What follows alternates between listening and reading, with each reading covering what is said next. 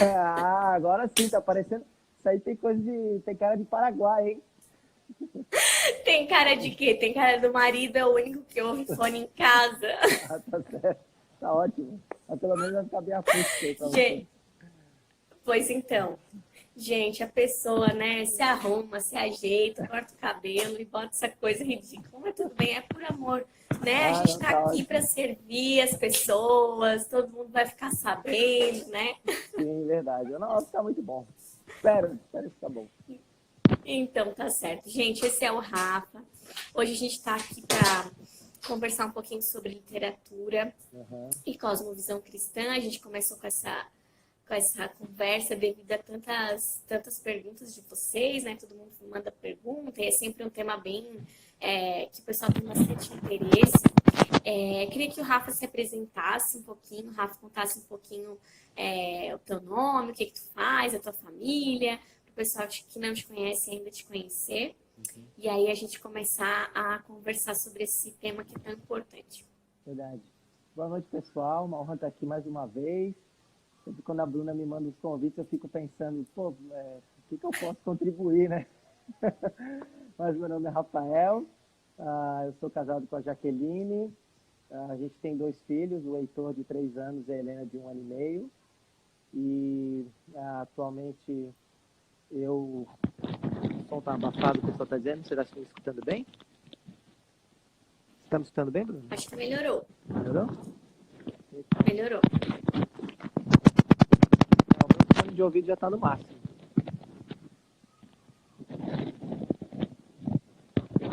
Melhorou, pronto, vamos lá, vamos tentar. Então, atualmente eu sou pastor na Igreja Batista Itaipu, em Foz do Iguaçu. A gente está aqui ajudando, auxiliando no pastorado aqui da igreja, né?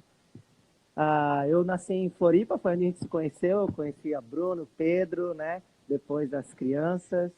E já faz um tempo que a gente está aqui, vai fazer 4 anos que a gente está aqui em Foz do Iguaçu, no pastorado. Então, pela graça de Deus, estamos aqui nessa luta, nessa labuta, né, de servir ao Senhor. Então, basicamente é isso, né? Legal, show de bola. E aí, então, a conversa. Eu quis chamar o Rafa, né, que é pastor, justamente porque as perguntas com relação à literatura geralmente não é nem sobre. Tem muitas, assim, sobre a qualidade da literatura, do livro, né, se é Uhum. bom e tal, com preocupação, às vezes, com a linguagem. Mas a principal preocupação, né, do pessoal aqui do meu Instagram é com relação à bruxa, né? Até que a gente fez essa brincadeira, quem que é pior, né? A bruxa boa ou a má, porque é sempre essa questão, assim, poxa, Bruna, mas tu fala pra gente ler o fabuloso livro azul, o fabuloso livro vermelho, mas aí fala de bruxa, e aí tem o mal, e aí tem a morte, o que que a gente vai fazer? Aham. Pode, cristão pode ler isso, não pode ler isso. Então a gente começou a pensar sobre isso e só que assim, uma coisa anterior até a essa questão, né, da bruxa e tudo mais, é a gente pensar sobre a importância da literatura de ficção para as crianças, né? Uhum. Então, Rafa, queria que tu falasse um pouquinho sobre isso, assim, qual que é a importância da ficção na educação dos nossos filhos, se é importante mesmo, Uhum.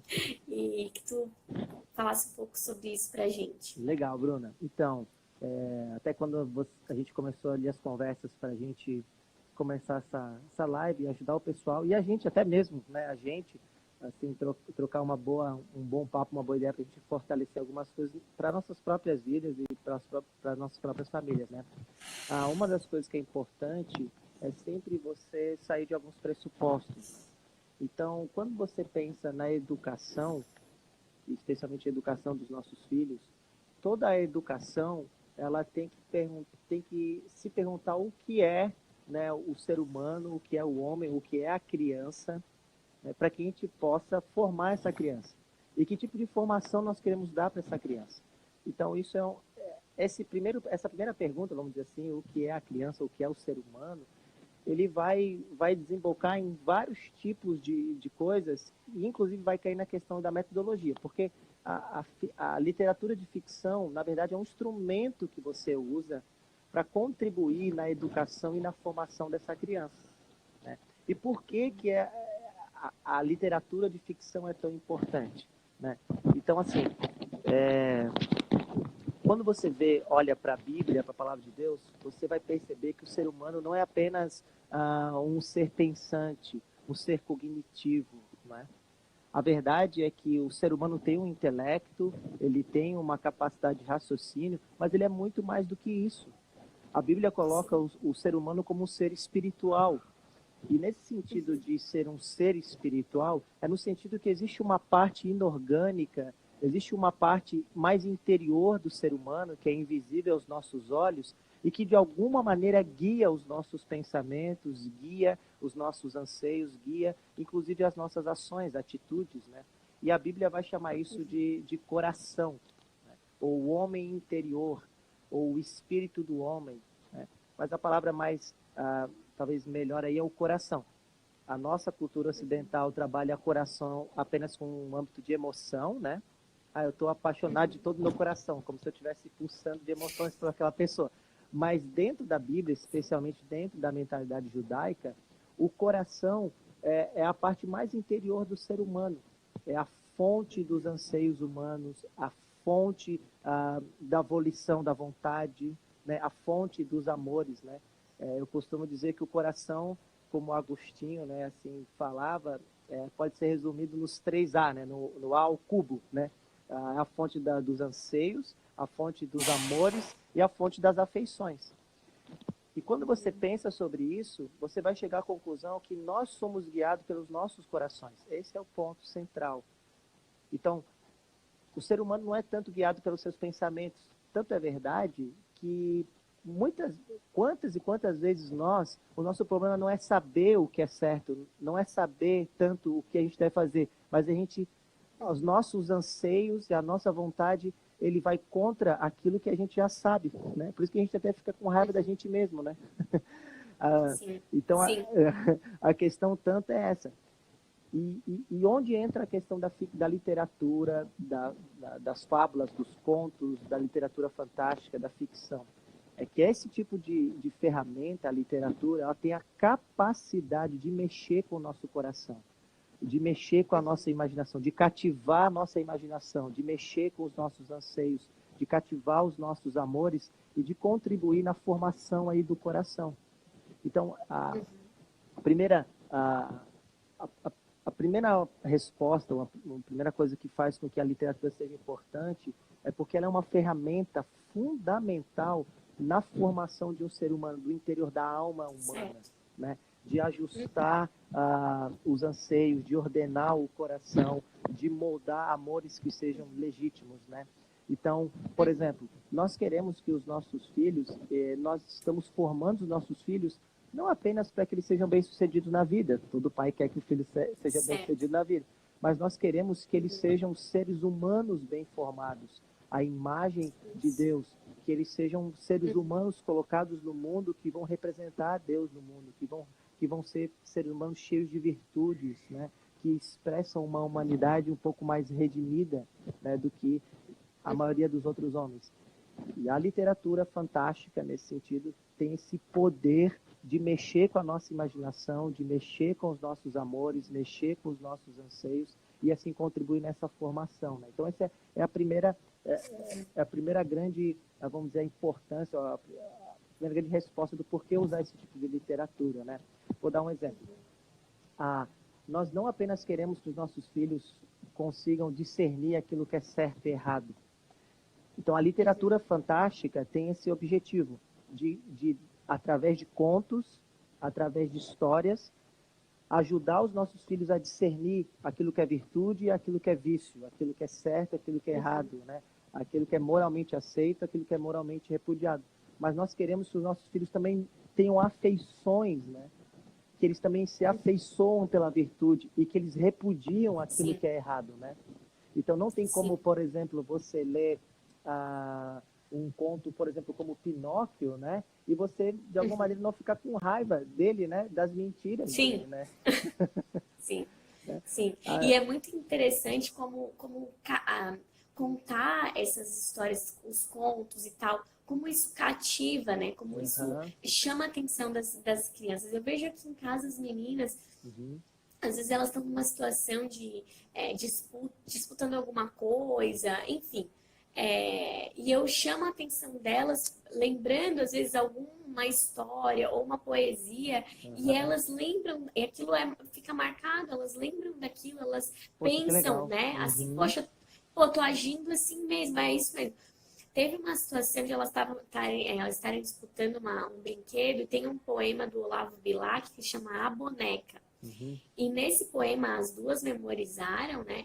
E a história é que as duas meninas estavam ali disputando realmente uma boneca, até que a boneca se parte ao meio. Uhum. E aí, no final, ele fala, por causa de uma disputa, elas ficaram sem a boneca, né? Uhum. E várias vezes eu também chamo a atenção, lembro elas para isso. É uma forma diferente de falar, né? Eu acho, sobre as afeições, tudo Uhum. isso, todas as virtudes, tudo isso que a gente quer ensinar, é uma forma diferente de falar. E Uhum. eu acho que é uma forma também de tornar mais palpável assim para Uhum. eles, né? Eles Sim, conseguem compreender melhor assim, aquilo sim. tá mais exemplificado assim, né? Uhum.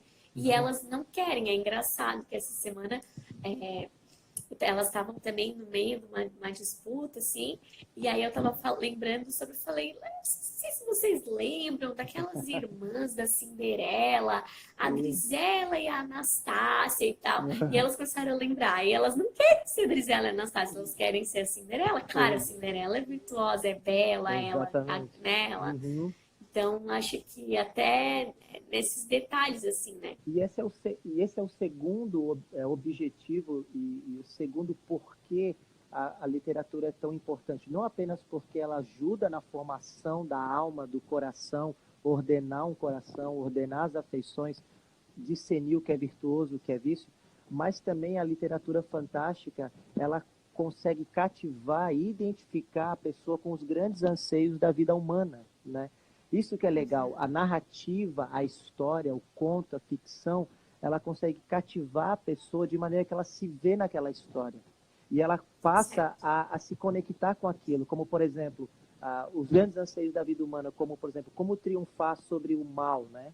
A luta do bem e Uhum, do mal. Como eu posso ter esperança de que o bem vai vencer, né? uhum, Como eu posso vencer a morte, por exemplo, né? A literatura fantástica tem esse objetivo. Como eu posso viver um amor que eu sei que eu nunca vou perder, que vai durar para sempre, né? É outra. uhum. Outro objetivo, por exemplo, como experimentar o sobrenatural, né? Então, por exemplo, não tem como você não ler Crônicas de Nárnia e você não ficar maravilhado e de alguma maneira você não ter essa Sim. expectativa de que aquilo seja real de alguma maneira, né? Aponta para uma realidade superior, né? Aponta para um mundo superior que está por vir. Então, a literatura fantástica nesse sentido, por mais que a criança vai crescendo e ela vai sabendo que aquilo não é real, né? É uma ficção, mas de alguma maneira aquilo responde um anseio para a alma dela. E principalmente para nós que somos cristãos, que nós temos uma forma de ver o mundo e temos uma esperança dentro do mundo, né? De alguma maneira a gente está preparando o terreno no coração dos nossos filhos para que o evangelho possa florescer, né? Uhum. Então a literatura, assim, a ficção, ela é muito importante por causa que ela ajuda nessa formação da criança, né? Então, por exemplo, eu quero que o Heitor ele vá no parquinho, por exemplo, brincar, né? E que quando ele esteja diante de uma injustiça, ele se posicione, né? Ele consiga Uhum. defender, né?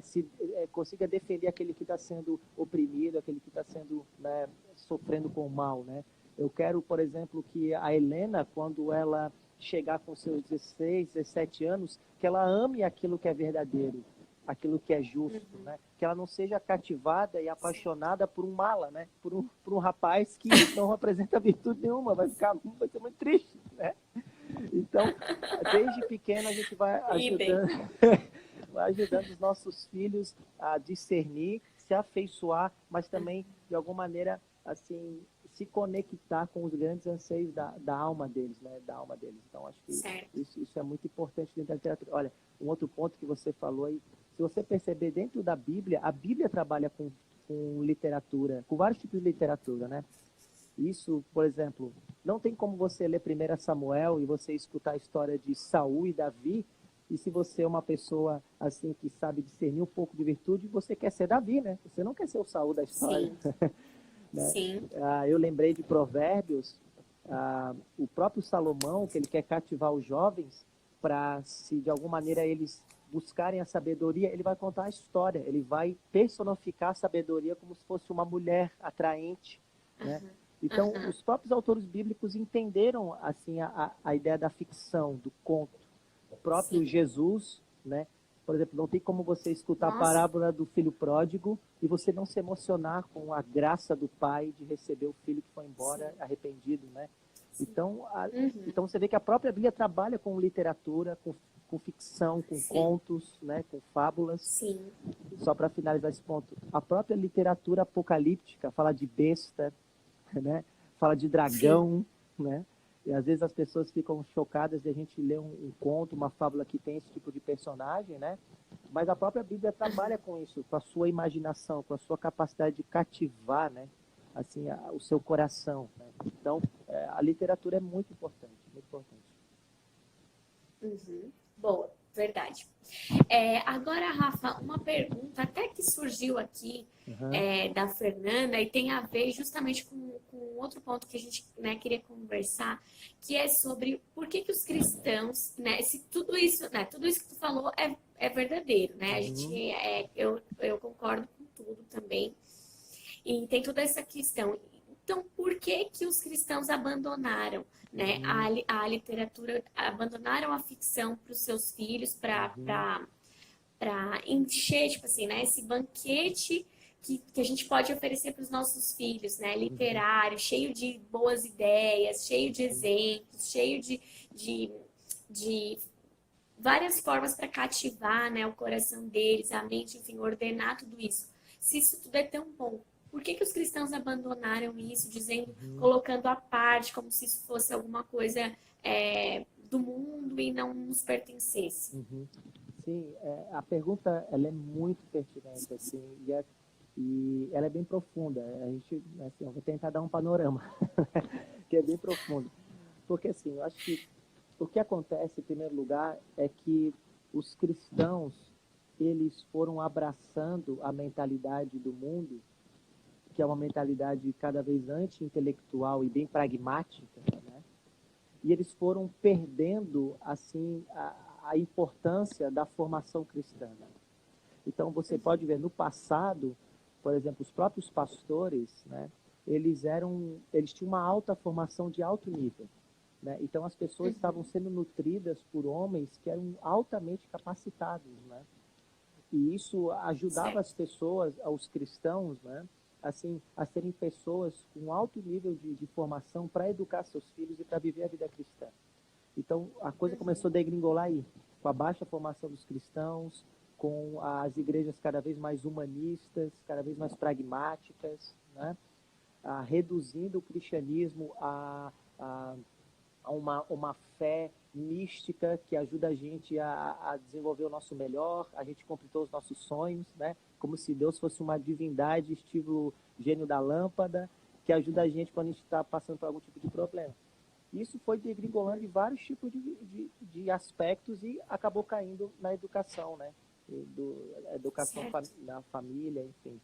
A segunda coisa que aconteceu também, que é importante a gente considerar, é que com isso, com essa baixa formação, né, dos cristãos, aos poucos os cristãos foram fazendo uma separação daquilo Uhum, que é sagrado, daquilo que é santo, daquilo que é secular, daquilo que é profano, né? Porque uhum, diante de tudo isso, os cristãos foram vendo vários tipos de pessoas apostatando da fé, abandonando a fé, principalmente jovens indo para a universidade, sendo, né, enveredados pela filosofia, pela sociologia, principalmente nas áreas humanas, né, pelo uhum, cientificismo. Então eles foram se enveredando e vários, assim, pessoas que se diziam cristãs foram abandonando a fé, e isso fez com que as pessoas cada vez mais ouviu, foi mexer com essas coisas, acabou se desviando, foi começar a mexer nesses assuntos, acabou se desviando da fé. Então as igrejas foram se uhum, protegendo, né? Elas foram se protegendo cada vez uhum, mais e foram fazendo essa dicotomia que a gente chama, né? Essa separação entre, não, isso aqui é da igreja, isso aqui é uma coisa santa, isso aqui é uma coisa certa, isso aqui é uma coisa que a gente pode se proteger e se blindar, né? E isso aqui é profano, isso aqui a gente tem que se abster, a gente tem que deixar. Com isso eu não estou dizendo, há sim uma separação, né? A Bíblia é clara no sentido de santificação, né? Mas a santificação, essa ideia de você viver para Deus, não significa tanto no âmbito de, na verdade, é mais você corromper coisas legítimas do que efetivamente ter alguma coisa que esteja essencialmente má. O assunto é bem complexo, eu também não tenho muita capacidade nem condições de desenvolver isso agora, mas o ponto é só dizer que o cristianismo, ele enxerga o mundo como o mundo de Deus, o mundo criado por Deus, essencialmente bom. E apesar do fato de que o pecado entrou no mundo, Deus ainda preserva bondade, beleza e justiça, inclusive entre incrédulos, né? Que é o que a gente chama na tradição, principalmente reformada, de graça comum, né? Deus ainda mantém essas coisas. Então não tem como a gente fazer essa separação. Então esse dualismo, né, acabou também contribuindo para a gente abandonar a literatura. Então, a literatura de gente que não é cristã é ruim. A literatura boa é aquela que é feita para a igreja, né? Então, o esmilinguido é uma coisa que eu posso usar, né? As histórias do esmilinguido eu posso usar porque ela é de crente, é cristã, né? Mas eu não posso usar Senhor dos Anéis, ou eu não posso usar um conto antigo, por causa que isso é profano, né? Veio de uma pessoa que não teme a Deus. Então, esse dualismo acabou acontecendo. E, por fim, eu acho que o terceiro grande aspecto aí que dá um vislumbre do porquê isso começou a acontecer, é porque a maioria das igrejas, seja tradicionais, ou pentecostais, ou até neopentecostais, por conta de todos esses fatores, a baixa formação cristã, o dualismo, acabou adotando um relacionamento com a cultura de ser totalmente se abster, né? Que na teologia bíblica, na teologia pública, a gente chama de uma posição contra a cultura, né? Então, as igrejas acabaram adotando isso, né? Nós temos uma posição contra a cultura. Nós não escutamos músicas que não seja para a igreja, nós não lemos literatura que não seja cristã, nós não apreciamos a arte que não seja sacra, né? Então, e até nesse aspecto, muitas igrejas foram para esse extremo do tipo dizer, não, a saia abaixo do joelho é santa, a calça jeans é de Satanás, né? VTV é de Satanás, mas, entendeu? Então, foram para esse extremo. Mas, de alguma medida, a maioria das igrejas adotaram uma posição contra a cultura aí no que diz respeito à teologia pública. Então, isso fez com que a literatura ficasse cada vez mais para escanteio e as pessoas começaram a ficar horrorizadas, né? Assim, quando alguém usava esse tipo de coisa.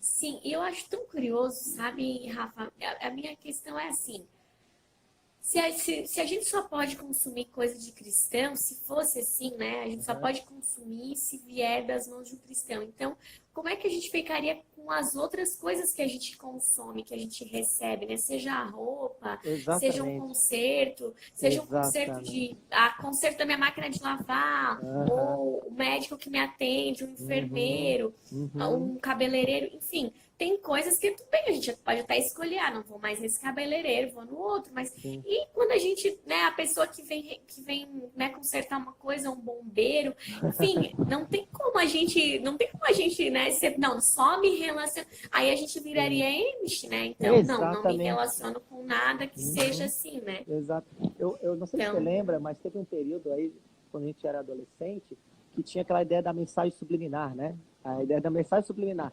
Eu lembro sim.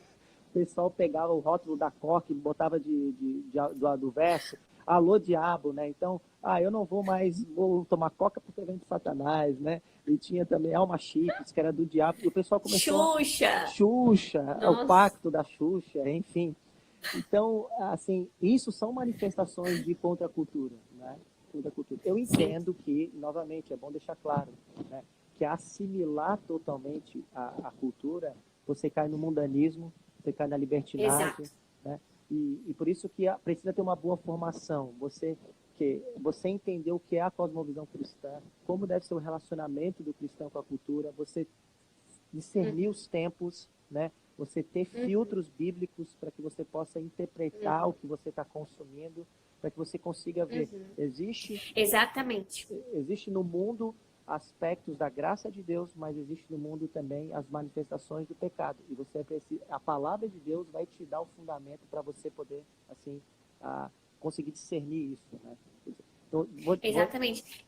Vou dar um exemplo, né? Pode Mas falar. posso falar? Então, assim, por exemplo, você lê, por exemplo, você lê um livro como As Crônicas de Nárnia, né? Então você vê os minotauros, centauro, texugo falante, você lê bruxa, feiticeiro, unicórnio, dragão, e o pessoal olha para isso e vê, nossa, eu não vou ler isso, isso é uma coisa ruim, né? Mas daí depois você lê, por exemplo, você vê um filme como Frozen, né? Da Elsa e Frozen. Qual que é o ponto? Qual que é o mais satânico, né? Vamos dizer assim, né? A Frozen, que está tentando, de alguma maneira, destruir a identidade, né? Ou o Crônicas de Nárnia, que está querendo te mostrar que existe, sim, a luta entre o bem e o mal, e o bem vence quando está do lado do grande Aslan, né? Então, você vê que a questão ela é muito mais profunda, e a capacidade, a gente não pode ser superficial, né? A gente tem que ter essa capacidade de discernir as coisas, né? Exatamente. E ainda sobre Frozen, por exemplo, né, que tu trouxe esse exemplo. Ah, mas não, poxa vida, olha só que desenho, é um desenho inocente, que não tem vilão, né? Não tem nenhum mal. Ah, tem lá aquele príncipe que faz umas coisinhas, mas assim, não tem um vilão que é muito mal, que tem um coração de pedra, que se manda matar, como, né, como a malvada da Branca de Neve, lá, a Rainha Má, que manda matar a Branca de Neve. Nossa, olha só, então a gente está isento do vilão. Quando, na verdade, o que é pior? É ter um vilão que é a representação do mal, do início ao fim, é feio, é mal, enfim, tem todas as qualidades ruins residem ali. Ou uma pessoa, como tu falou, que dá aquela distorcida, assim, na identidade, no que é o feminino, no que é ser mulher, enfim, princesa, tudo mais que tem ali, né, etc e tal, que tem. Então, realmente, tem toda essa questão. E outra coisa, Rafa, que eu pensei enquanto tu falava, que a gente não quer, né, ir pro outro lado, que é o lado do mundanismo, que é assim, não tem nada de mal, né? Aquela velha história, o que tem, né? Não tem nada de mal nisso, não tem nada de mal naquilo. O que tem se eu assistir um filme, sei lá, que a criação do mundo é totalmente distorcida, mas, enfim, a protagonista da história engana os pais, foge, trama contra os pais pelas costas, mas assim, o que tem, né? É só uma história, enfim, que é a principal, que é a protagonista, que é quem a criança se identifica. Então, assim, a gente não pode deixar que tudo entre e também não pode falar que só pode entrar o que é feito por cristão, né? Uma questão que talvez possa clarear um pouco mais ainda nesse ponto é que o ponto, assim, a questão não está tanto nos tipos de personagem ou nos tipos de imagens, né, que o desenho está criando. Porque, assim, se você tem um desenho, um conto, uma fábula, que os personagens, eles estão sendo, assim, interpretados conforme a proposta pelo qual aquele personagem existe, por exemplo, se a feiticeira é de fato uma feiticeira má, ok? Então ela está cumprindo o propósito pelo qual a feiticeira existe, né? Se, se por exemplo, a pessoa que é malvada, né? Assim, o vilão, de fato ele está exercendo o papel de vilão, então isso que é importante. Né? Então o problema não está no dragão, não está na feiticeira, nem na bruxa, porque esses seres inanimados, ou essa ficção, ela existiu para que de uma maneira, vamos dizer, fantasiosa, mostrar o mal. O que é o mal, entendeu? Agora, por outro lado, quando você tem uma história, um filme ou um conto que não tem nenhum tipo de ser inanimado, mas ele está distorcendo virtudes, distorcendo uma mentalidade, tornando aquilo que era naturalmente repudiado como algo a ser desejado, então você tem Satanás por detrás disso, né? Porque esse é o objetivo, na verdade, isso é o objetivo de Satanás, né? O objetivo do diabólico é confundir a mente das pessoas a fim de que elas sejam arrastadas, né? Para que elas não tenham um estilo de vida que honre a Deus e que glorifique a Deus, né? Então, você blindar o seu filho de uma literatura fantástica não significa que ele não está sendo arrastado por Satanás, porque é bem possível que Satanás esteja arrastando, né, os nossos filhos e a gente por meio de outras maneiras, né, que é o que você falou. Então a gente precisa ser mais profundo na avaliação e a gente precisa ser mais cuidadoso naquilo que a gente está consumindo, né, porque a coisa é muito mais sorrateira do que geralmente a gente imagina, né. Ficaria muito fácil, né, se a gente falasse isso. Só consumo se for cristão.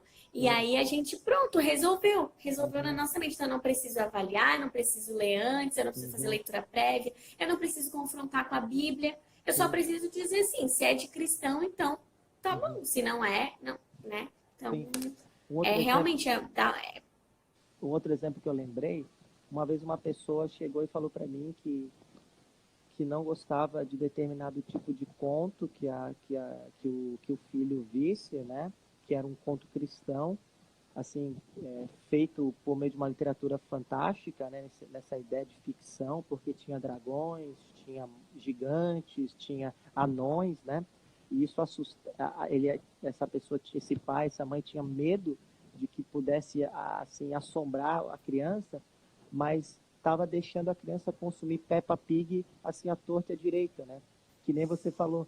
Então, ela não conseguiu perceber que Satanás está muito mais por detrás de uma aparência bonita, mas de uma distorção de valores, uma distorção de mentalidade, do que o propósito da ficção de mostrar que aquilo que é feio, aquilo que é mal, e aquilo que é belo, o que é verdadeiro, e não essas distorções, né? Então, a própria Disney aí, a própria os super-heróis aí, a Marvel, né? Começou aí uma jornada, já faz um tempo, de distorcer os antigos contos, distorcer as antigas histórias, a fim de que os vilões passem a ser heróis e a fim de que os heróis passem a ser vilões, né? Isso sim é satânico, né? Isso sim vem do diabo, e então a gente tem que proteger os nossos filhos disso, né? Então sim, exatamente. O segundo ponto que você mencionou é por que as pessoas acabaram repudiando a literatura e as fábulas, por uma série de fatores, mas as três principais eu vejo que é isso: a baixa formação, esse dualismo, né, e essa ideia de contracultura, né, de que aquilo que não seja gospel, não seja feito para a igreja, é algo que tem que ser repudiado. Não tem nada de bom lá fora, né? Então... Certo, boa, Rafa. E aí, então, pensando nessas coisas, né, então, como é que a gente pode usar, né? Aí depois a gente pensar nisso, né, e pensar que, na verdade, a gente precisaria, então, fazer essa avaliação, discernir, olhar com mais cautela, né, as coisas que a gente vai oferecer para as crianças e os objetivos que a gente tem na educação das crianças com aquilo, né? Então, a questão seria como a gente pode usar a ficção na educação dos nossos filhos, né? Queria conversar um pouquinho sobre isso contigo, assim, sobre a forma como a gente pode fazer o uso, se apropriar disso, que pode ser tão bom para a gente ordenar, como a gente falou no início, né? Para ordenar os amores, para cativar as crianças. Como que seria a melhor forma, assim, né? Para a gente usar a ficção? Assim, acho que uma das coisas que até eu fiz na minha própria vida, né? Eu não venho de uma formação tanto de igreja quanto de casa, de família forte, né? Assim, a minha educação foi boa no sentido que meus pais me protegeram de muita coisa, eu nasci numa boa família sem muitos problemas, mas nessa ideia de formação, tanto que a minha mente era muito mais lógica, tanto é que eu fui primeiro para o direito, depois para a teologia, né? Então a minha mente era muito mais lógica, mais voltada para silogismo, para concatenar ideias do que de fato imaginar, né? E agora, sim, é recente que eu estou correndo atrás do prejuízo, por assim dizer, né? Então, na própria igreja, né? A igreja que a gente cresceu basicamente em Floripa, era uma igreja que dava uma boa ênfase em vida cristã, em testemunho, em uma genuína devoção a Jesus, mas não ajudou a gente a ter uma boa formação cristã, né? De ver os grandes clássicos, de estudar uma boa teologia, estudar profundamente a literatura bíblica, né? Então, independente de que momento você está, é importante que você comece a se apaixonar por isso, para você mesmo, né? Certo. Então, você começar a ler a Bíblia ferozmente, você começar a ler os grandes clássicos da literatura cristã, você começar a ler os grandes clássicos da literatura mundial. Esses dias eu parei para ler Hamlet, fiquei apaixonado, nunca tinha lido, né? É lindo, E né? fiquei apaixonado e como me identifiquei em vários momentos com Hamlet e como também em vários momentos eu fiz vários contrapontos e paralelos com a palavra de Deus. Como várias Sim. indagações que Hamlet tem, a Bíblia responde, Jesus responde, né, nos seus ensinos, né, que Shakespeare está levantando. Né? Então eu também estou nesse processo de aprender. Então, quanto mais a gente aprende, a gente vai ajudar melhor os nossos filhos. Então, acho que esse seria um bom conselho. Né? Você lê O Peregrino, por exemplo, né? Crônicas de Nárnia, que a gente já disse, o livro azul, vermelho, que você mencionou, o livro da Virtudes, né, que do Bennett, né? Não, como é que é o nome dele? William Bennett. William Bennett. Então, são livros que você vai lendo aos pouquinhos e você mesmo vai sendo cativado. Né? O que você acha? O que outro conselho você daria, Bruno? Então, eu concordo com tudo isso, assim. Eu tava até... peguei aqui na estante agora, porque antes de começar a live, que eu lembrei de um muito bom, que é Por que Ler os Clássicos, do Ítalo Calvino. E ele fala sobre isso, assim, com relação aos clássicos. A melhor parte, assim, para mim, do livro é o início, que ele fala, assim, uns 20 pontos, mais ou menos, sobre os porquês, né? Por que ler os clássicos. E ele fala um pouco sobre isso, assim, como os clássicos bebem dos próprios clássicos. Então, a gente fica sabendo da história passada através daquela narrativa ali. E como, quando a gente vai ler, na verdade, quando a gente vai ler um clássico, a gente está relendo. Enfim, é muito interessante assim, essa questão da... Aí entraria um pouco mais em teoria literária, mas o clássico é uma coisa muito importante, assim, né? Os clássicos da literatura, seja da literatura mundial, né? Como tu falou aí, o Shakespeare, né?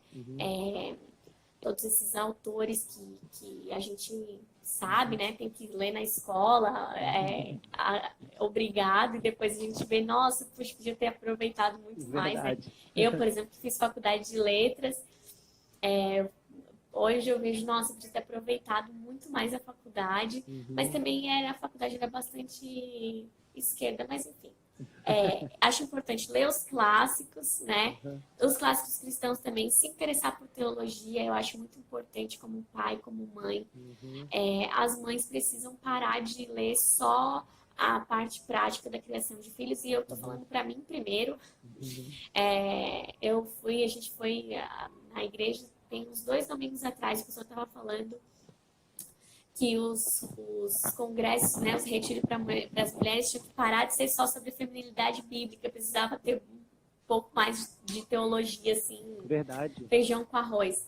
Realmente, assim, a gente precisa mesmo, assim, como mãe, de teologia, porque a gente só vai conseguir fazer essa avaliação, né, do que é bom e o que é ruim, quando a gente entender quem é o nosso Deus, né? Quais são os princípios, o que a Bíblia ensina sobre mal, sobre salvação, sobre, enfim, né? A gente não tem como responder ou comparar ou avaliar qualquer coisa que a gente vai consumir se a gente antes não estiver sabendo no que a gente crê. Então, antes de poder criticar, a gente precisa ter as nossas próprias bases, né? De fé. E a teologia vai fazer isso, né? Vai ajudar a gente.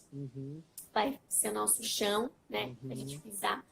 Eu acho que ter boas referências de pessoas, né, que possam ajudar a gente, né, que possam, né, indo norteando, assim, né, eu adoro indicação de livro, do pessoal que eu vou seguindo, eu já vou printando tela, vou pegando, vou guardando, tem grupo no WhatsApp para ir colocando ali os livros que eu vou vendo, que realmente são pessoas que a gente confia, às vezes é um pastor, um teólogo, ou uma pessoa, enfim, de alguma área da literatura ou da medicina, enfim, que a gente confia, sabe, né, que a pessoa é idônea, assim, né, e a gente pode pegar, então, essas referências.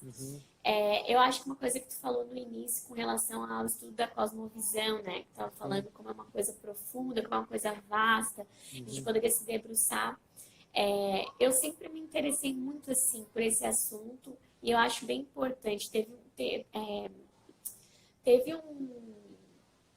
um Edifica PIB.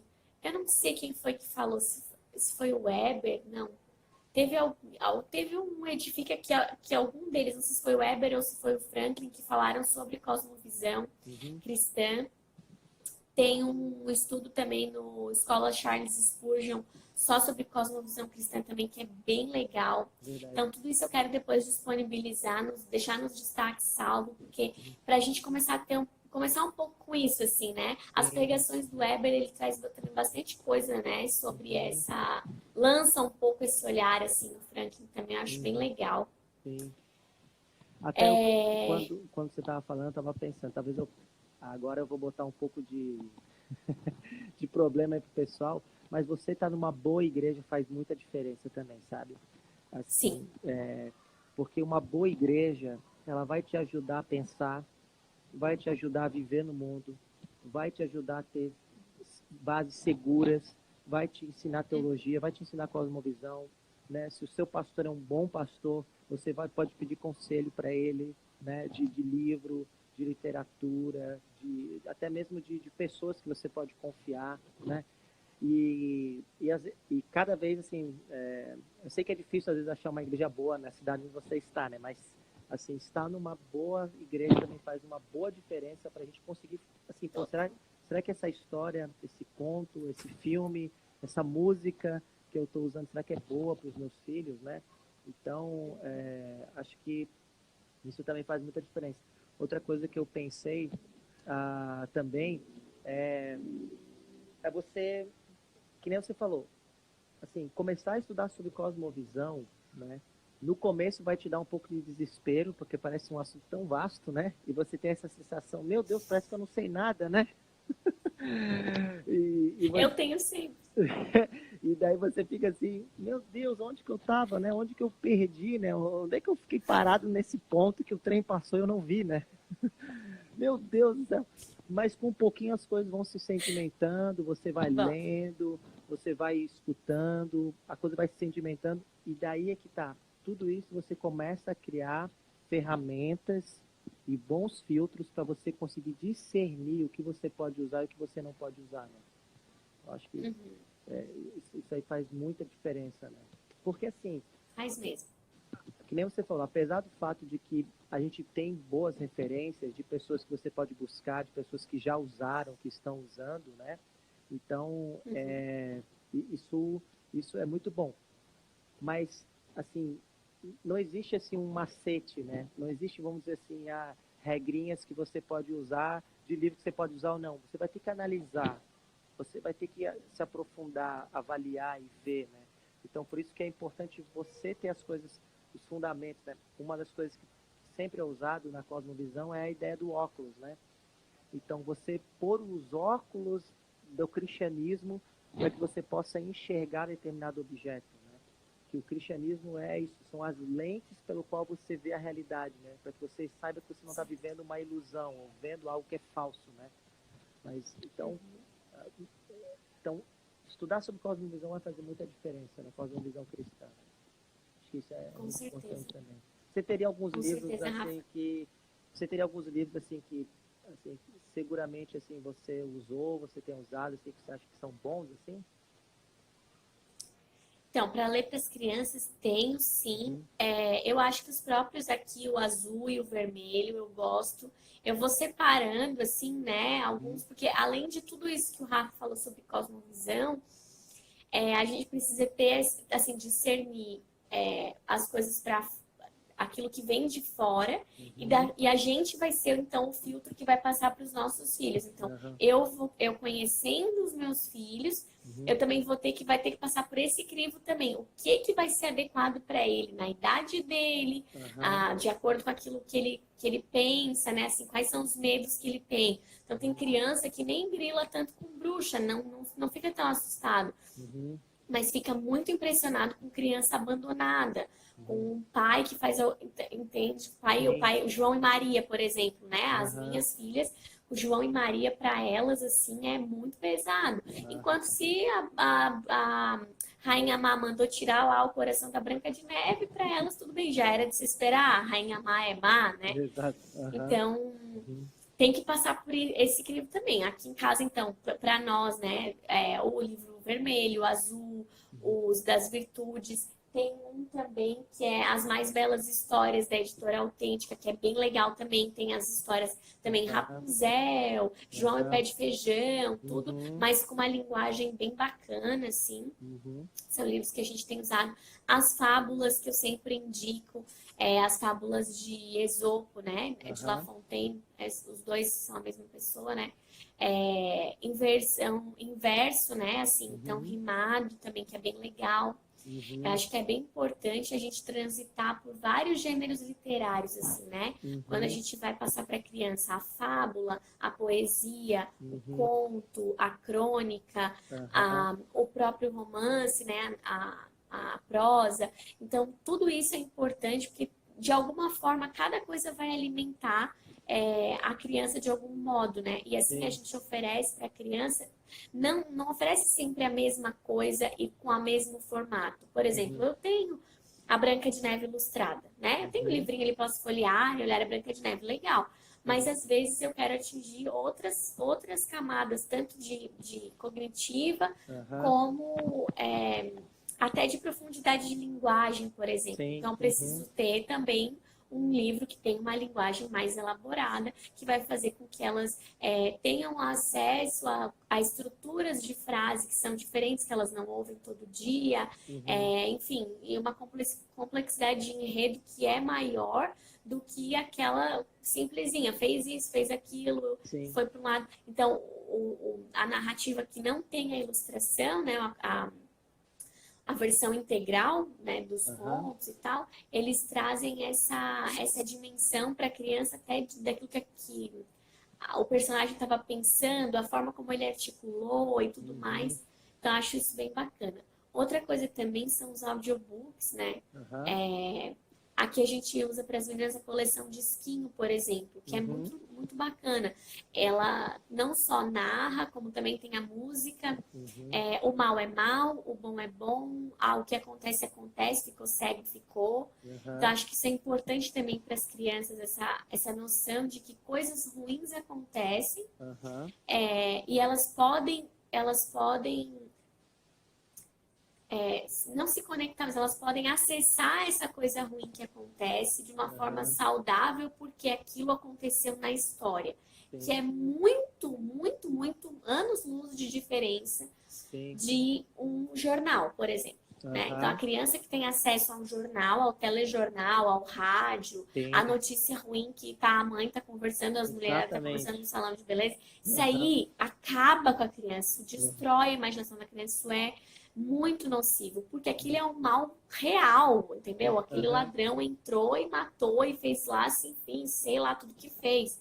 É bem diferente da bruxa, que, né, geralmente aqui em casa eu sempre tento explicar isso, né? Eu não sei, eu nunca estudei a fundo sobre qual que é a dimensão dessa questão do real e do imaginário para a criança, né? Existe aí um tempo, enfim, mas eu falo. Muitas vezes elas perguntam, mãe, unicórnio existe? E eu sempre falo, existe nos livros e nas histórias, na nossa imaginação. É ali que ele existe. Então, hoje elas já conseguem, assim, percebo assim, que elas conseguem fazer essa diferenciação, assim, né? Que existe o unicórnio, existe o cavalo voador. No livro, isso não é uma coisa ruim. Isso não é acabar com a imaginação da criança. Pelo contrário, é dizer, neste local, tudo pode acontecer. Aqui, dentro da imaginação do livro, tudo pode. E se você perceber, né, Bruna, assim, vamos pensar assim, de maneira bem prática.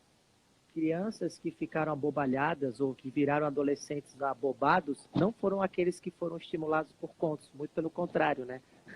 Foram aqueles que foram, assim, hiperestimulados ou até mesmo, assim, vamos dizer, injetaram nele entretenimento, injetaram nele TV, só coisa que não presta, do tipo assim que videogame que reduz assim, atrofia a imaginação da criança. É esse tipo de adolescente que ficou preguiçoso, abobalhado, que não tem preguiça de pensar, que não obedece os pais, que não faz amigos, que vive no seu mundo, né? Porque talvez o medo seja esse, né? Exatamente. Será que meu filho não vai ficar um pouco, assim, muito neurotizado, não vai ficar um pouco, assim, alucinado, né? E vai ser uma criança antissocial? Não, muito pelo contrário. A prática mostra pra gente que crianças que tiveram uma boa imaginação acabaram vivendo mais no mundo real do que as outras, né? Por mais que era ficção, né? Então, isso é uma coisa interessante. Exatamente.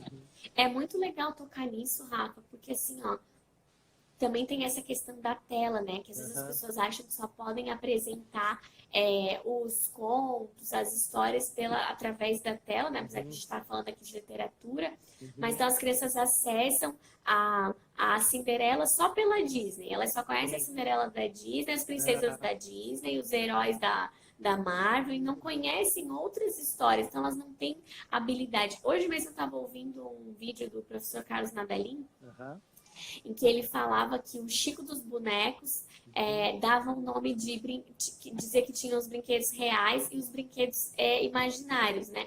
Que os brinquedos imaginários eram as palavras, os brinquedos visíveis e os brinquedos invisíveis, e que os brinquedos invisíveis eram as palavras que as crianças poderiam brincar. Então imagina para uma criança que não ouve histórias, ou só ouve história com enredo simples, com linguagem acessível, na linguagem da criança. Então, isso deixa a criança com poucos brinquedos invisíveis, né? Sim. Ela não tem como manusear, como articular na brincadeira dela e tal. Sim. O que também a gente conversou naquela live sobre o culto, a criança que só tem acesso a devocionais, a história mastigada, bíblica, e não tem acesso à Bíblia de fato, ela também acaba perdendo, porque ela não dá nome às coisas, ela não nomeia. E essa loucura que está acontecendo hoje, de que a gente não pode mais nomear as coisas, isso assim dá uma agonia muito grande, né? É verdade. Então, assim, é necessário que a gente dê nome às coisas, a gente nomeie, que a gente identifique e principalmente através da literatura dá à criança essa ferramenta maravilhosa que é a palavra, a linguagem, a criatividade, e que vai vir através dos mais diversos gêneros, né, das coisas que são realmente, que trazem elementos de virtude, daquilo que é bom, assim, né? Porque se a gente fica... Eu vi esses dias, passou no Fantástico, eles fizeram um quadro como se fosse assim, um experimento social. Eles pegaram 2 adolescentes, botaram numa sala e encenaram um momento ali de preconceito, de bullying, né, com outros atores mirins, né? E eles eram 3 atores mirins que estavam encenando ali um bullying, uma cena de preconceito, e botaram 2 adolescentes para ver como eles reagiram, né?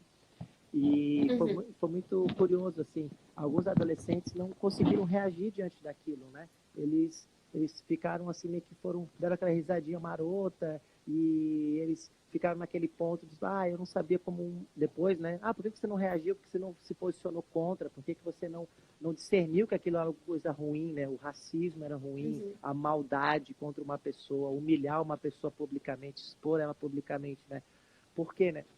E daí a pessoa que estava organizando o programa perguntou para o adolescente: por que você não fez isso? Ele falou: não sei, eu não achei que era tão errado, eu achei que era só uma brincadeira. Na hora, eu estava vendo o programa, que foi depois do culto, eu lembrei do Lewis, né? O C.S. Lewis, no Abolição do Homem, ele tem a frase mais famosa dele, que é isso, ele fala assim: olha, a situação da nossa sociedade é tragicômica, né? Você dá risada e ao mesmo tempo você se desespera, né? Porque ele fala assim: nós caçoamos da virtude, nós distorcemos a honra toda hora, por meio dos filmes, por meio da música, por meio do jornal, por meio dos desenhos animados, a gente distorce tudo isso e depois nós ficamos impressionados que há traidores no nosso meio, né? Ele fala justamente isso. Ele fala assim, ele usa outra ilustração: a gente castra os homens e exige dos castrados que eles se reproduzam, né? É isso? Então, a literatura fantástica, a ficção, prepara aquele ser humaninho para ele conseguir, na hora da vida real, discernir aquilo que é mal daquilo que é bom, e ele conseguir se posicionar, né? Então, quando a gente fala dessa ideia de até que ponto eu posso expor o meu filho a uma literatura dessa, a gente tem que ter em mente, sim, a gente tem que proteger, a gente tem que considerar a idade, a gente tem que considerar o temperamento, a gente tem que considerar as características dos nossos filhos, que nem você falou, mas ao mesmo tempo a gente lembrar que o nosso objetivo não é criar os nossos filhos numa redoma. O objetivo da criação dos nossos filhos é prepará-los para viver no mundo. Vai chegar um momento em que esses moleques vão sair debaixo da nossa barra, da nossa saia, e eles vão ter que viver no mundo. E a gente precisa preparar eles. Outra, deixa eu ver aqui, só falou que tá baixo. Uma outra ilustração que eu lembrei foi que recentemente o Whindersson Nunes e a Priscila Alcântara fizeram uma música chamada Girassol, né? E foi uma música que o Whindersson Nunes passou por um processo de depressão e tal. E o processo de depressão dele não foi nada assim do tipo uma coisa realmente má que aconteceu com a vida dele. Foi uma questão natural da vida, né? Assim, uma coisa normal.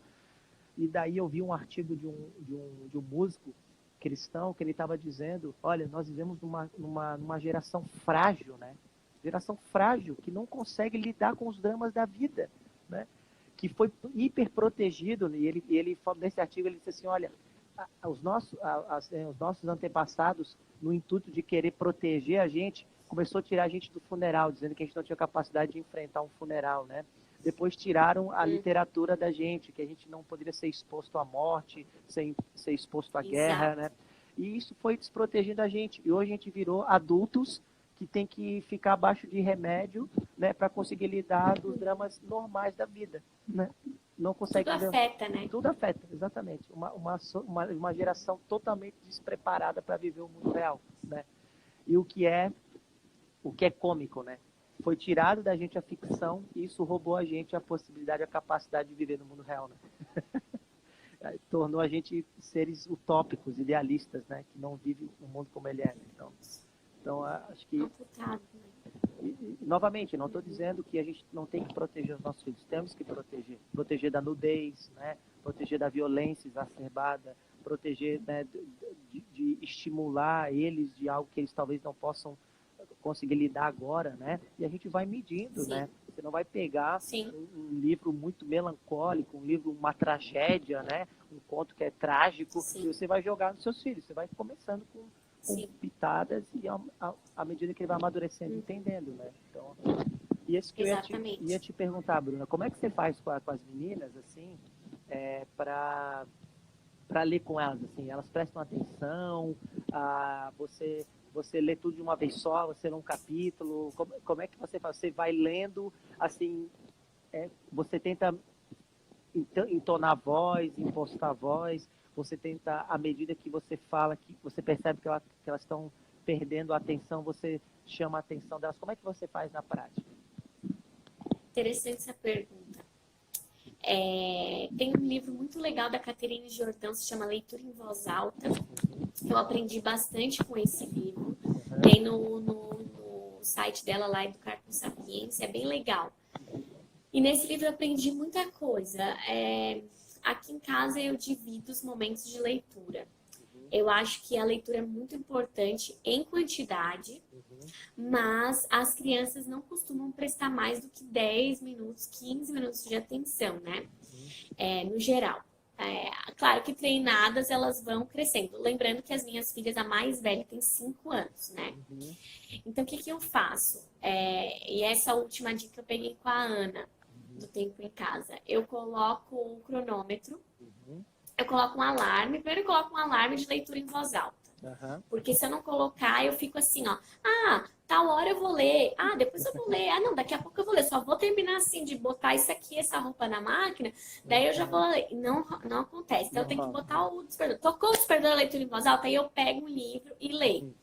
Esse pego um livro e leio, eu coloco o cronômetro. Então, assim, eu tenho vários momentos. Eu tenho um momento de leitura de livro ilustrado, assim, delas, sei lá, O Ratinho, Morango Vermelho Maduro, Urso Esfomeado, Guilherme Augusto de Araújo Fernandes, enfim, esses livros, assim, que tem ilustrações e são histórias, são curtinhas e tal, mais simples. Tem um momento da leitura antes da soneca da tarde, que é um momento de leitura que eu escolho o livro em capítulo, sem ilustração, que são um pouco mais densos, assim, né? Então, talvez até é um momento mais para mim, para eu ler, porque eu tô lendo coisas que a gente já conversou que a gente não teve, né? Então, assim, até para preencher um pouco essas minhas lacunas. Como é um momento que elas já estão mais calmas, né? Elas já faz parte da rotina da soneca elas ouvirem uma história.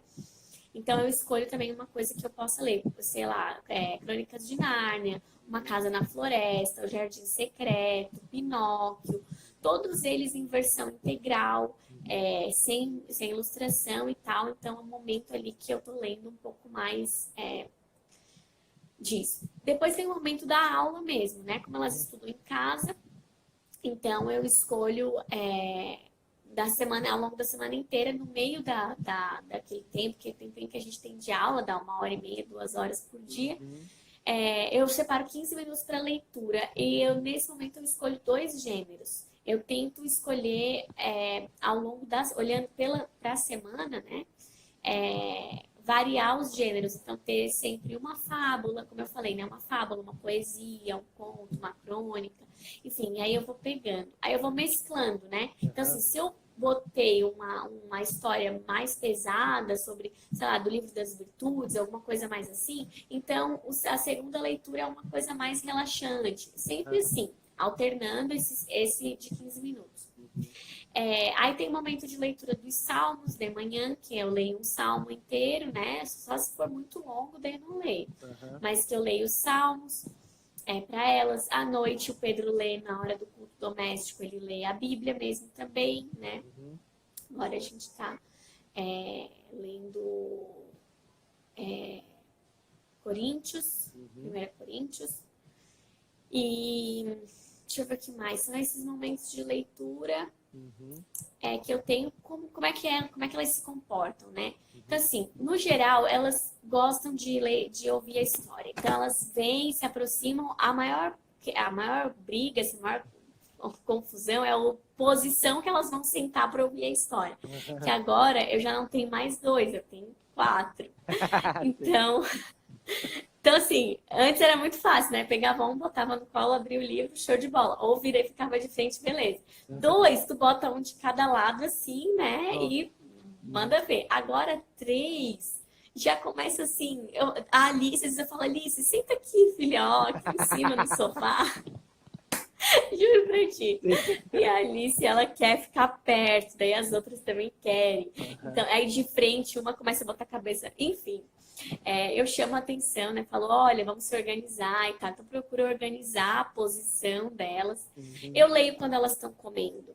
Eu leio quando elas estão brincando de Lego, quando elas estão brincando de massinha, quando elas estão colorindo. Não existe isso de que a criança tem que ficar uma estátua assim para poder ouvir a história. Não, cada pessoa é diferente, né? Tem gente que se concentra melhor quando tá mexendo em alguma coisa. Tem gente que se concentra melhor olhando parado. Tem gente que se concentra melhor né, desenhando alguma coisa, ou desenhando aquilo que está ouvindo, ou fazendo alguns traços. Os mais velhos escrevendo, tomando nota, né? Então, a leitura em voz alta ela pode ser feita em vários momentos do dia, de várias formas. Ou, por exemplo, os áudios, né, que eu falei que eu coloco também para elas ouvirem na coleção de esquinho. Então, sei lá, a gente chega às vezes de uma atividade física, de um parquinho, de uma coisa de fora de casa. Enquanto eu ordeno as outras coisas, preparo um lanche, alguma coisa, eu boto, então, um audiobook para elas ouvirem. Aí, ali, enquanto elas estão se organizando, elas vão ouvindo. Acho que não sei se eu respondi a tua pergunta, mas é assim que eu faço. Não, muito legal, porque, assim, não, realmente, assim, às vezes a gente tem uma impressão que a criança não está ouvindo, que ela não está prestando atenção, né? E daqui a pouco passa um tempo, ela vai lá e fala uma coisa que você leu, né? E você achou, nossa, ela não parecia que não estava prestando atenção, né? E tem dias realmente que a coisa fica meio muvucada, né? A criança parece estar mais irritada, a criança parece que não está mais desatenta, é um ser humano, né? Não é né? Não é um robozinho, né? Que você liga o botão, ele vai ficar parado, liga e desliga. É um ser humano, né? Cheio de coisas, enfim. Então, é bom você falar, porque você tem bastante experiência nisso, também para ajudar a gente do tipo assim, então beleza, né? Então, quer dizer que eu sou um pouco normal, né? Não é... Que às vezes o pessoal acha As que pessoas acham que das vai criançazinhas sentar. fica todo mundo parado. Isso, vai sentar e vai ficar ali ouvindo. A mesma coisa o culto, né? Doméstico que a gente Exato, falou. verdade. Ah, não, no culto doméstico, então, como é que elas ficam? Elas ficam daquele jeito que Aham, a criança de 5 4 anos se comporta. E a gente aham, tá ali justamente para treinar e para ensinar, para chamar a atenção daquilo.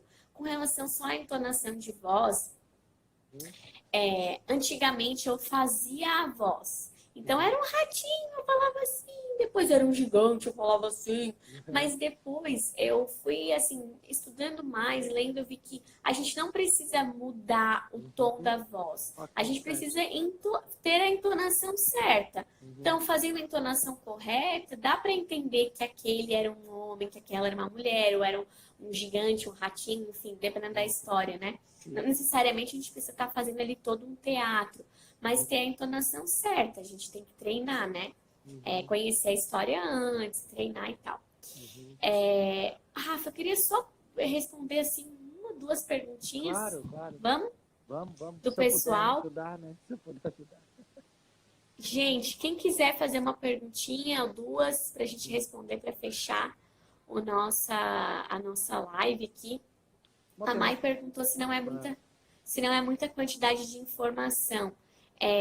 Não sei se quando eu falei pareceu que eu estou o tempo inteiro lendo. Eu não tô, aham, tá? Talvez, não sei se foi isso. Se aham, essa quantidade de informação não é assim. Eu só quis dar um exemplo, assim, né? De que quando elas estão comendo, eu faço leitura, ou quando elas estão... Enfim, não necessariamente precisa ficar parado, né? uhum, E, ao mesmo tempo, também, a gente... Nessa idade, né, das crianças, quando elas são muito pequenas, é sim importante que a gente encha elas, né, abasteça elas de informações, sim, para que elas tenham acesso tanto a, como eu falei, a própria linguagem, né, falar coisas para as crianças é muito importante. E eu falho muito, por exemplo, com o João, que é bebezinho, eu deveria conversar mais com ele, eu não converso tanto quanto deveria. uhum, É importante nessa fase que as crianças recebam isso, né? A Charlotte Mason chamava de banquete, né? aham, É um banquete que a gente oferece. Então, é como se a gente estivesse oferecendo várias coisas boas, né? Música de qualidade, arte, literatura, ar livre, enfim, várias coisas boas. E aí a criança vai sendo abastecida daquilo e vai pegando. É claro que ela não consegue absorver tudo, né? uhum, Então aquilo ali o pouco que ela pegar vai ser bom. sim. É, acho que uma pergunta que fizeram ali é com qual idade, né? Assim, com qual idade? Eu acho que assim, desde cedo a criança ir escutando, a criança e tendo esse momento de leitura, porque o hábito também é importante, né? Então a gente, novamente, a gente está formando um ser humano e a gente quer que ele tenha bons hábitos. Então a gente quer que daqui a Uhum. pouco eles leiam por si só, né? A gente quer que daqui a pouco eles sejam, né, na hora que eles estiverem maiores, eles tenham o prazer da leitura, eles tenham o prazer de poder pegar um livro, ler, de se interessar por isso. Então, quanto antes você Uhum. conseguir criar uma... A gente aqui em casa agora, por mais que a Jaque tenha os momentos de leitura com as crianças durante o dia, mas depois do almoço a gente começou a criar um hábito aqui em casa de... A gente tem esse privilégio, tá numa cidade menor, pequena, e onde as coisas você se locomove de maneira mais rápida, né? Então, eu moro perto da igreja, aquela coisa toda. Então a gente almoça em casa, então a gente arruma as coisas bem rapidinho, a gente fecha aqui a sala porque é muito quente aqui em Foz, liga o ar-condicionado para ficar de boa, né? E a gente está lendo Que todo bom. dia juntos, eu e a Jaque, em voz alta, a gente está passando por literatura, né? Então a gente leu o Hamlet junto, a gente está lendo Legal. agora Crônicas de Nárnia, depois a gente vai ler o Hobbit.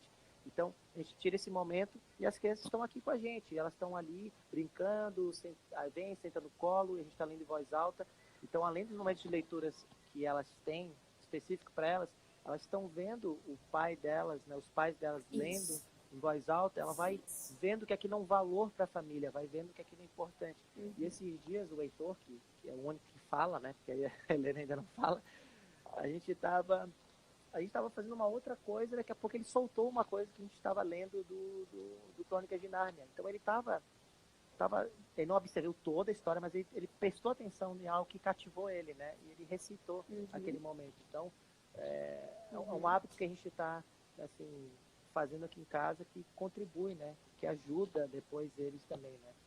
E para finalizar... Exatamente. E, Não, pode falar. diga. Não, e cria também uma memória afetiva, né? Eu acho que Verdade. essa questão de ter essa memória afetiva, assim, ligar, né, a leitura a uma coisa boa, prazerosa, uma coisa da Verdade. família, a uma cultura familiar, eu acho isso bem importante, assim. Verdade. E para finalizar esse ponto, novamente, a gente está numa caminhada e à medida que os nossos filhos, então, quando ele é pequeno, obviamente que você se adapta um pouco a ele, no sentido não, que nem você falou, não de esvaziar o conteúdo, né? De você simplificar as coisas, mas até o nível, a intensidade, a quantidade, né? E à medida que ele vai crescendo e você vai vendo que ele está se desenvolvendo, você vai injetando mais coisas, você vai aumentando, né? Você vai... Certo? E essa é a questão saudável, né? Então, você não vai... Daqui a pouco os nossos filhos vão ser adolescentes, vai ser uma outra dinâmica, né? Daqui a pouco eles então, vão ser juvenis, pré-adolescentes, vai ser uma outra dinâmica, né? Então a gente tem que ir discernindo e à medida que eles vão crescendo a gente vai lidando com isso, né? Então, muito bom. Exatamente. Legal, Rafa, show de bola, era isso. Quer dizer, era isso para começar, né? Aí agora, a partir de agora, a gente vai aí tendo, o pessoal vai comentando, vai dando outras ideias, mandando aí mais perguntas ao longo do tempo e a gente volta a conversar mais para frente, né, sobre essas questões. Eu queria te fazer um pedido, você colocar aí na descrição ou colocar em algum link todas as indicações que você deu aí, que eu acho que você é muito legais, né? Assim, você deu bastante coisa e então talvez você vai ter que ver de novo o vídeo para colocar, seria bom se você conseguisse colocar, porque foram ótimas indicações, né? Eu mesmo vou ver a live de novo, vou escutar as coisas que você falou ali de dicas para a gente aplicar aqui em casa também. E obrigado, Bruna, mais uma vez pela confiança. Esse é um assunto que eu ainda também estou aprendendo, né? Não é a minha área literatura, mas estou tentando engatinhar, aprender, né? E espero ter contribuído um pouquinho aí com o pessoal, tá bom? Obrigado mais uma vez. Legal, eu que agradeço muito, Rafa, agradeço a tua presença aqui com a gente. Quero sempre contar contigo, preciso. Tamo junto. E agradeço demais a disponibilidade, assim, né, no meio da semana, de estar aqui com a gente. Obrigada, valeu demais. E é isso aí, pessoal. Obrigada por estarem aqui com a gente. Na próxima, vou deixar salva. Todo mundo pediu para ficar salva. Vai ficar salva, gente. Sempre fica salvo. Isso aqui tá salvo para sempre. A salvação nos perde, tá bom? É verdade. Tchau, gente. Um beijo. Tchau, Bruna. Tchau, pessoal. Um abração. Tchau, Valeu. tchau. Deus abençoe. Tchau, tchau. Tchau.